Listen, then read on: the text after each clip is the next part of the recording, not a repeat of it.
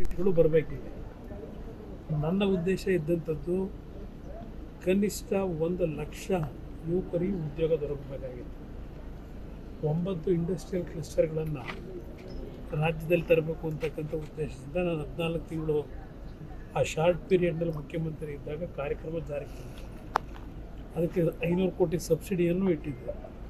ಕಲಬುರಗಿನಲ್ಲಿ, ಬೀದರ್ನಲ್ಲಿ, ಬಳ್ಳಾರಿನಲ್ಲಿ ಮತ್ತು ಚಿತ್ರದುರ್ಗ, ಮೈಸೂರು, ಈಗ 9 ಭಾಗದಲ್ಲಿ ಇಂಡಸ್ಟ್ರಿಯಲ್ ಕ್ಲಸ್ಟರ್ಗಳು ಚೈನಾದಲ್ಲಿ ಯಾವ ರೀತಿ ಇದೆ ಆ ಕಾಂಪಿಟ್ ವಿತ್ ಚೈನಾ ಅಂತಕ್ಕಂಥ ಯೋಜನೆಯನ್ನೇ ತರಬೇಕು ಅಂತ ಹೊರಟಿದ್ದೆ.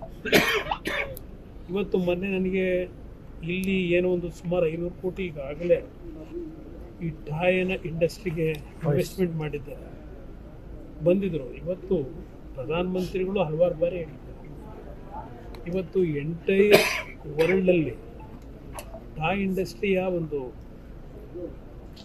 ಚಟುವಟಿಕೆಗಳು ಎಷ್ಟು ಲಕ್ಷಾಂತರ ಕೋಟಿ ವ್ಯವಹಾರ ಇದೆ, ಇದರ ಸಿಂಹಪಾಲು ಇವತ್ತು ಚೈನಾದವರು ಇವತ್ತು ಪಡಿತಾ ಇದ್ದಾರೆ.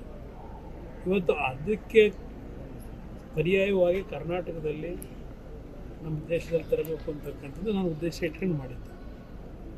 ಇವತ್ತು ಅದು ಇನ್ನೂ ದೊಡ್ಡ ಮಟ್ಟದಲ್ಲಿ ಬೆಳಿಬೇಕು.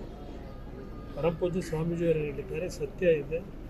ಇವತ್ತು ಯುವಕರಿಗೆ ಉದ್ಯೋಗದ ಕೊರತೆ ಇದೆ, ನಿರುದ್ಯೋಗದ ಸಮಸ್ಯೆ ಎದುರಿಸ್ತಾ ಇದ್ದೇವೆ. ಇವತ್ತು ಆ ಟಾಯ್ ಇಂಡಸ್ಟ್ರಿ ಬಗ್ಗೆ ಭಾಳ ದೊಡ್ಡ ಮಟ್ಟದ ಚರ್ಚೆಗಳು ನಡೀತಾ ಇದೆ. ಇವತ್ತು ವಿಶ್ವದಲ್ಲೇ ದೊಡ್ಡ ಮಟ್ಟದ ಡಿಮ್ಯಾಂಡ್ಸ್ ಇದೆ. ಸರ್, ಈಗ ನಾನು ಆ ಕಾರ್ಖಾನೆಗಳ ಬಗ್ಗೆ ಚರ್ಚೆ ಮಾಡೋದು, ಆ ಕಾರ್ಖಾನೆಗಳ ಬಗ್ಗೆ ಚರ್ಚೆ ಮಾಡೋದು, ನಾನು ಏನು ಮಾಡಬೇಕು ಅಂತ ಹೊರಟಿದ್ದೆ ಅನ್ನೋದು ಹೇಳ್ತಾ ಇದ್ದೀನಿ. ಸರ್, ಈಗ ಈಗಿರೋ ಕಾರ್ಖಾನೆ ಒಂದು ನಿಮಿಷ. ಈಗ ದೇಶದಲ್ಲಿ ಸ್ಟೀಲ್ ಪ್ರೊಡಕ್ಷನ್ ಮಾಡ್ತಕ್ಕಂಥ ಹಲವಾರು ಕಾರ್ಖಾನೆಗಳಿವೆ. ಇವತ್ತು ನಮ್ಮ ಸ್ಟೀಲ್ ಅಥಾರಿಟಿ ಆಫ್ ಇಂಡಿಯಾದಿಂದ ದೇಶದ 5 ದೊಡ್ಡ ಮಟ್ಟದ ಕಾರ್ಖಾನೆಗಳು ನಡೀತವೆ. ಆದರೆ ಅಲ್ಲಿ ನಾನೇನು ಈಗಾಗಲೇ ವಿಸಿಟ್ ಮಾಡಿದ್ದೇನೆ. ಉದಾಹರಣೆಗೆ ಬಿಲಾಯ್ ಸ್ಟೀಲ್ ಪ್ಲ್ಯಾಂಟ್ ಇರ್ಬೋದು, ಅಲ್ಲಿಂದ ನಿಮ್ಮ ರೂರ್ಕೆಲಾ ಇರ್ಬೋದು, ಜಿಂದಾಲ್ಗೆ ನಾನು ಹೋಗಿರೋದು. ನಮ್ಮ ಕಾರ್ಖಾನೆಗಳು ನಾನು ಇರ್ತಿರೋದು ಸರ್ಕಾರದಿಂದ ನಾವೇ ನಡೆಸ್ತಾ ಇದ್ದೀವಿ. ಅದೇ ರೀತಿಯಲ್ಲಿ ನಮ್ಮ ಬೊಕಾರೋ ಸ್ಟೀಲ್ ಪ್ಲ್ಯಾಂಟ್ ಇರ್ಬೋದು, ಅಲ್ಲೆಲ್ಲ 30,000-35,000 ಎಕರೆ ಪ್ರದೇಶದಲ್ಲಿ ಪ್ಲ್ಯಾಂಟ್ಗಳನ್ನು ಹಾಕಿದ್ದಾರೆ.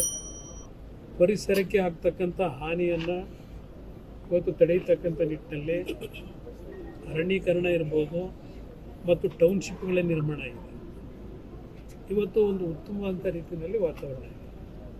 ಅದಕ್ಕೆ ಪೂರಕವಾದ ರೀತಿಯಲ್ಲಿ ಸರ್ಕಾರ ತೀರ್ಮಾನ ಯಾವುದೇ ಒಂದು ಕಾರ್ಖಾನೆಗಳನ್ನು ತರಬೇಕಾದ್ರೆ ಪರಿಸರಕ್ಕೆ ಹಾನಿ ಆಗದೇ ಇರತಕ್ಕಂಥ ರೀತಿಯಲ್ಲಿ ಇವತ್ತು ಸರ್ಕಾರ ಕ್ರಮ ತೆಗೆದುಕೋಬೇಕು.